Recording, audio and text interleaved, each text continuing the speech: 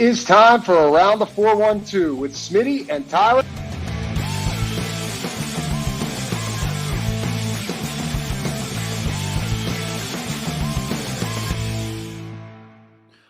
Welcome back to another episode of Around the 412. I am Tyler. With me, as always, is my co-host Smitty.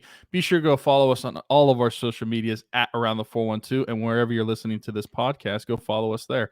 If you're not listening on a listening platform, you can go subscribe to our YouTube, where we also post the shows. Turn on the notification bell so you never miss a video. And while you're there or on the listening platforms, you can go check out some of the links that we have in the description of each of our shows. We've got year 6 of Rocking Around the 412. The GoFundMe link is in the description. Over the past 5 years, with the help of everybody that's donated, we've been able to raise over $25,000 to be able to provide Christmas for some of the kids in our local 724 and 412 area codes, as well as last year partnering with the East Rochester Salvation Army and adopting kids off of their angel tree to provide Christmas for them as well. So we're going to continue to do that in the future. So if you click on the link, you can donate from there, or you can share it. We want to get as many eyeballs on it as we can. We've also got the Everything Custom Designs link. We have an Etsy link and a Facebook link in the description of the show. You can be like my mom and go check out some customized shirts. There's some customized Pittsburgh shirts, some Pirates shirts, Steelers shirts. I mean, she can do whatever you want. Even up to this October time, it's almost Halloween. So she can do customized trick-or-treat bags. She can also do customized some, what are they called? Kitchen aprons. Sorry, aprons. I mean, with Thanksgiving coming up, you know. Yeah, I'm trying to think of everything that she can do, but the one thing she cannot do is make a damn hat. So I'm sorry about that. If you wanted a hat, it's a lie. Everything Custom Designs except hats. That's the asterisk on that. Yeah, like 47 brands, really cool. I'll tell you where you shouldn't go either. You can't go to Everything Custom Designs. You shouldn't go to Lids. So does Lids even exist anymore? I hope not. I don't know. I don't know. I mean, nothing exists in the Beaver Valley Mall, so I can't really say anything. But that's pizza place coming, by the way. Beaver Valley to the Mall. Beaver Valley Mall. Is it going where Anthony's was? Yep, and it's some of the people that used to work at Anthony's. That's cool. Yeah. Hopefully the pizza's similar, because Anthony's was good. You have to get it when you come back in 2 months. Yeah, I will. All right, Round the 412 Pirates show. If you haven't already checked out and you are a Steelers fan and or Penguins fan, go check out those. Those will already be out, so you can find those on the channel. But the Pirates, who are sitting at 74 and 83, we have a freshly updated record here because we literally in real time just watched them get walked off by the Phillies for the Phillies to clinch a spot in the postseason. Still seeking that 75th win. I don't know why that's the number that I was like so caught up on for the Pirates to get to. But yeah, I need to see them win a 75th game, which would be what was their projected, like 67.5 or something like that. So they've already gone over their projection for Vegas. So they've exceeded expectations for that. I don't know, like the way that they're ending the season, we've talked about this multiple shows in a row now, is definitely encouraging. If you would have told me at the beginning of the season that this is where they'd be, I think I would be, receptive to that.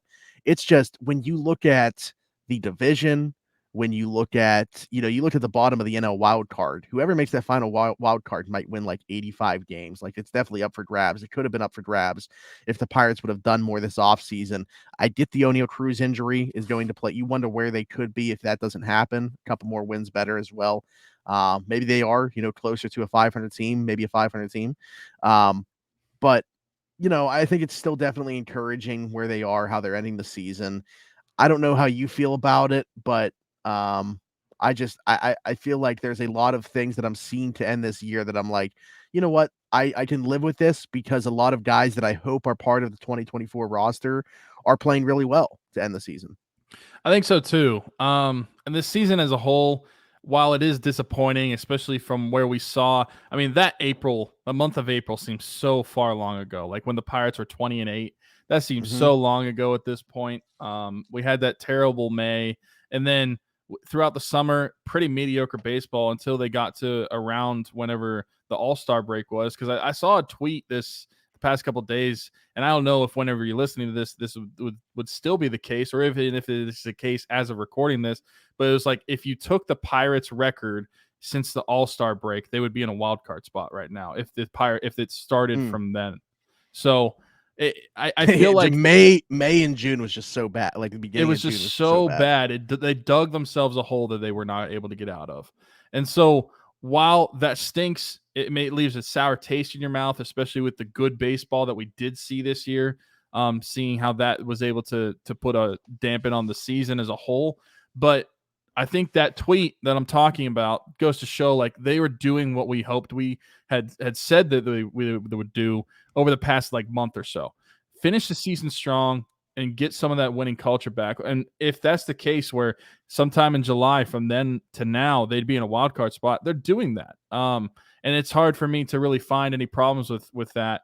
Obviously, you'd like them to win some of these more games here or there, but I still think you've got some good baseball down the stretch as we close out this season. They only have 5 games left. That 75 win mark, they only are 1 win away, so they only need to win 1 out of the last 5. And while you're listening to this, they might have already hit that, considering that we are 2 days behind on the Pirates schedule because we record all of these in one night. So I think that I'm still very much encouraged, like you are, where you still see some individual players that are performing well. I think that and even guys that you expect to perform well that have underperformed a bit, but like Brian Hayes has had a great second half to the season. I think that there's definitely some encouraging things, including the win total. I mean, you're projected to win 67.5 games. I feel like majority of Pirates fans probably thought that was pretty low, but I still think if you take out from where you started the season to now and just look at the record they're ending up with, most of us would have probably signed up for this.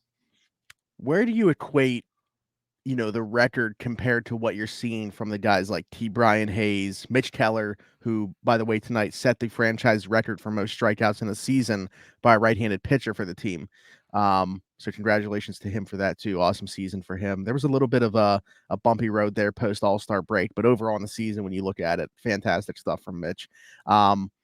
Where would you like, what was more important, like being competitive this year or seeing these guys who you expect to be part of, the next winning team having these types of performances? I would say seeing the guys that you have to those types of performances, because that's what you're going to have to see in order to be competitive. So I think those two would have gone hand in hand. If they were competitive, I would expect guys like Brian Hayes to be able to compete at his highest level. I think that one does not go without the other, especially in an organization like the Pirates. It's basically all hands on deck when it comes to the success of this ball team. 1 through 9, you need guys producing. And so I feel like we were looking for more so guys to just individually do well, not necessarily be competitive. Although to start the season, we thought we were getting both. We soon found out we were not. But I'm pleased with some of the individual efforts that we saw this season. I guess in baseball is different than football, but I was almost trying to equate that question to from the Steelers standpoint. If the Steelers are good, but Kenny Pickett sucks, doesn't matter. Or if Kenny Pickett's good, but the Steelers suck, doesn't matter. Like, which one is more important? I was trying to figure out a way to ask that for the Pirates, but you're right. I think it's totally different. It's a different scenario. There was no way that the Pirates would be competitive unless you were getting the performances that you are from Brian Hayes and Mitch Keller. So yeah, I think that your answer is probably right. It would have been like if, say you didn't trade Santana and Rich Hill and like those were the guys carrying you and you were a competitive team, but like the guys that are going to be here and part of the future were struggling. What would it have? That's the thing. You would have had to have had a stronger 5 through 9 in the order of the lineup than you would have had if someone like Brian Hayes was struggling. So from that standpoint, I still think I'd rather see Brian Hayes do well as opposed to being competitive this season. He's one of the faces of your franchise. He's got that big extension that he got last season. I would still rather see him take a step forward than I would the team overall.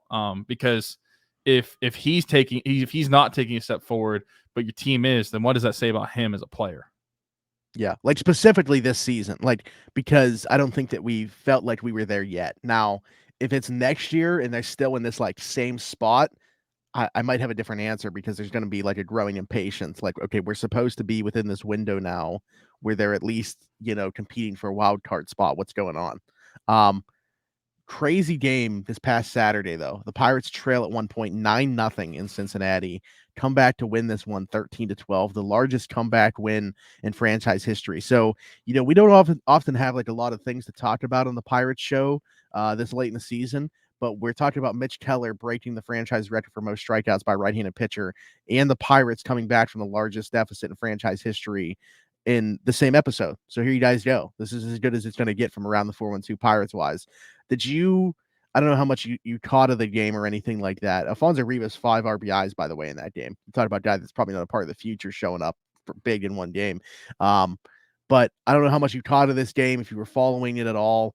I'll be honest. I mean, yeah, I did turn it off when they were getting blown out 9-0, obviously put it back on. I think that speaks to, like, that is one of those moments where what's funny because they've actually dropped the next 2 games now after that. But I feel like looking back on that moment for this team with that group of players, the guys that are going to be here, that is kind of one that you can like plant your flag and say, like, this is one of the moments where we grew up as a team. Yeah, unfortunately, I was not able to watch any of it actually, because I was traveling to Lawrence, Kansas, and I was the driver Oh, that's for right. that because Yeah, I was going to the BYU game, so I was driving 4 hours to Lawrence at the game, and then drive 4 hours back to Tulsa. So I didn't get to see any of it, but like Kim Kardashian, I love a good comeback story. So to be able to see the Pirates comeback, and what you're telling me you don't know that reference from the behind the scenes of the bloopers of Parks and Rec? Yeah, no, I know the reference. I love it. I love when random stuff gets thrown in. Yeah. So did she actually, but I think that this game was exactly what we would have wanted to see, and I keep saying it, but it's true. The Pirates are doing what we want them to do and what we've talked about wanting them to do, where they continue to fight to win games. And this game perfectly encapsulates that. You want to talk about a culture shifting win. I know it's a random game in September. Ultimately, it means nothing in the grand scheme of the season.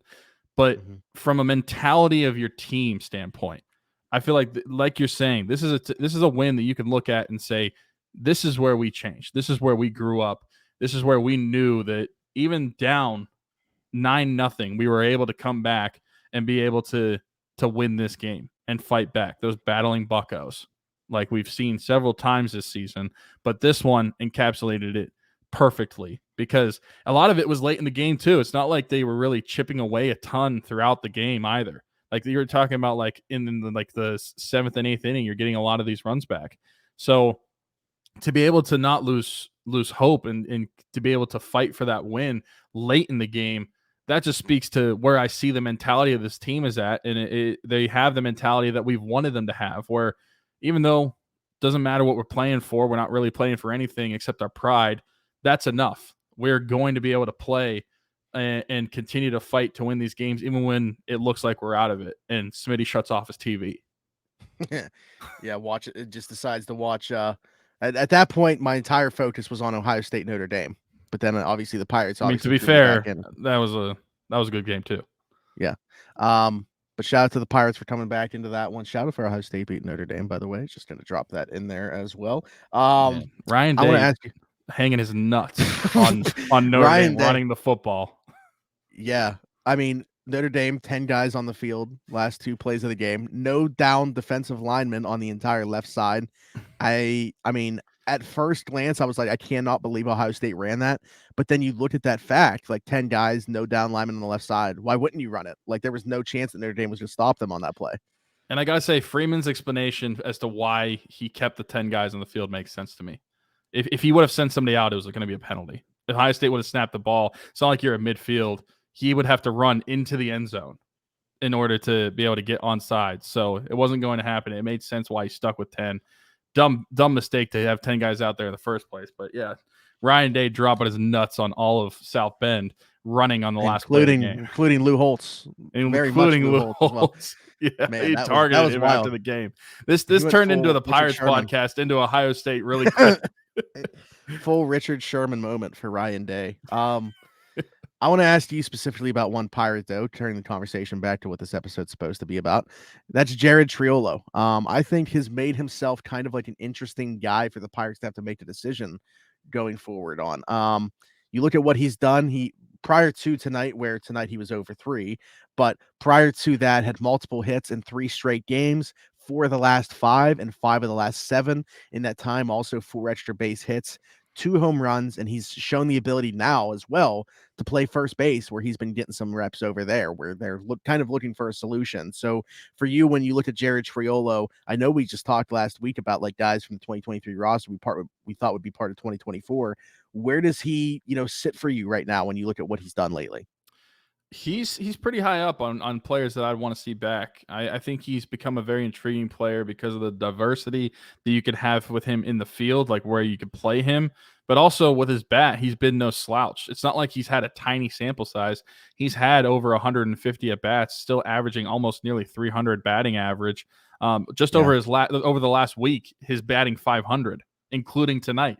So I think that he's a guy that is intriguing to me, is a guy that I would want to see in the lineup next year.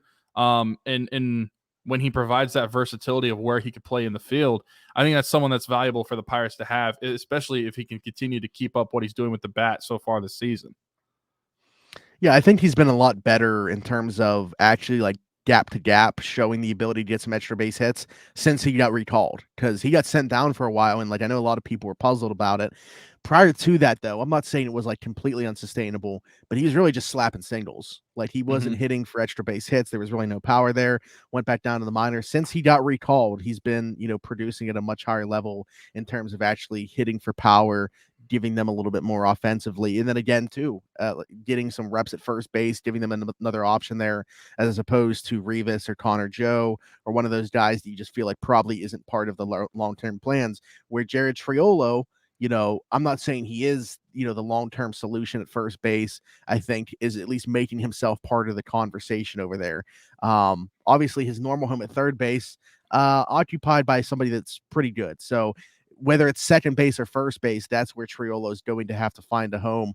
I don't know. I kind of lean towards, if I think that they can do better. If they can, great, go out there in free agency and do it. But I kind of lean towards not hating the idea of him being the right-handed option of a platoon first base.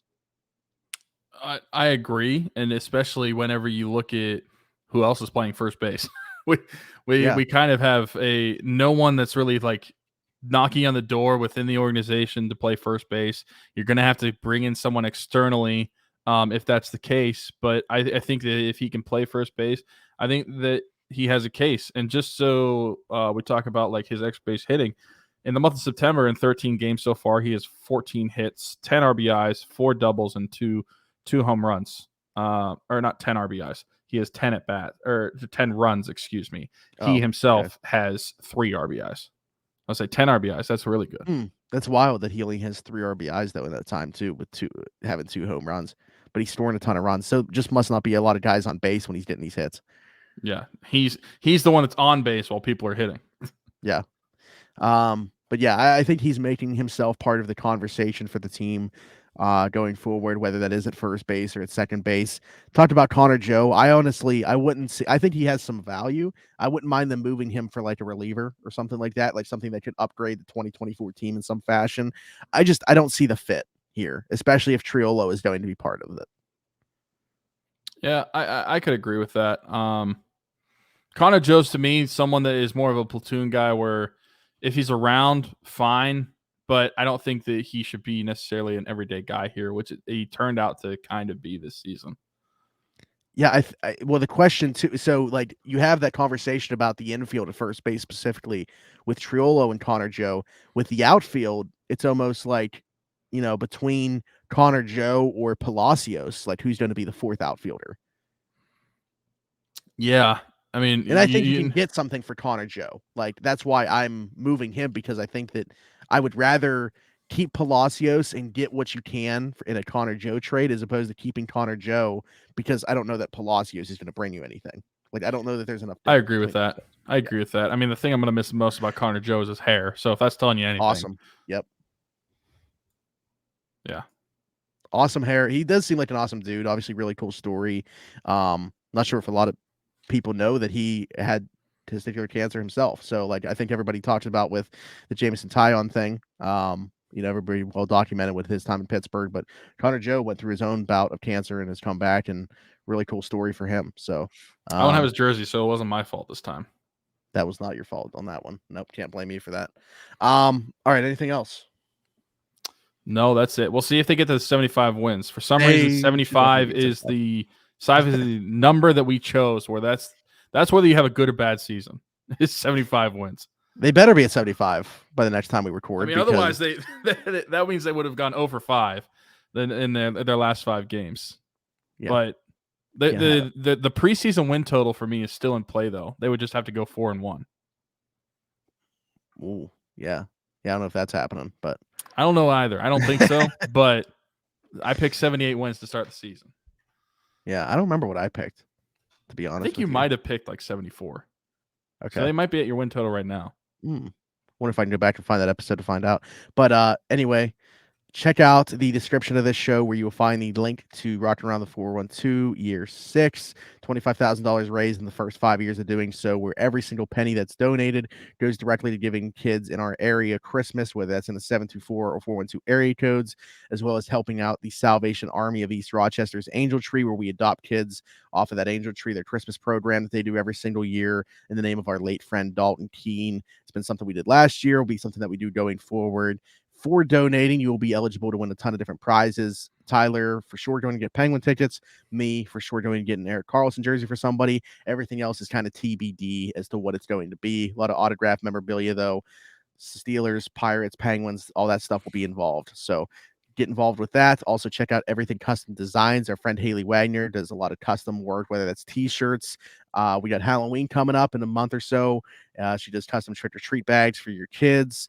Get an apron for Thanksgiving time, 2 months away from that. I'm just trying to think of the holidays now. Maybe she'll do custom stockings for Christmas. Not to do custom Christmas, like Santa hats.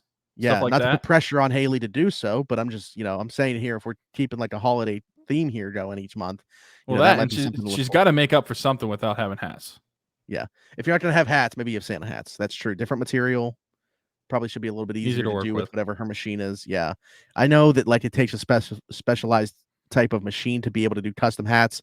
I'll be honest, I don't care. Like it sounds. We don't want to hear excuses. We just want to see his results. Okay? We want results. Yeah, we want results. Same. I have the same message for Haley Wagner that I do Ben Sherrington. I just want to see results. There you go. Tyler, for Smitty, this has been Around the 412. Like, subscribe, hit that notification bell, leave us a 5-star review if you're listening somewhere else, and check out another video which is popping up on your screen right now. Until next time, we'll talk to you then. Bye-bye.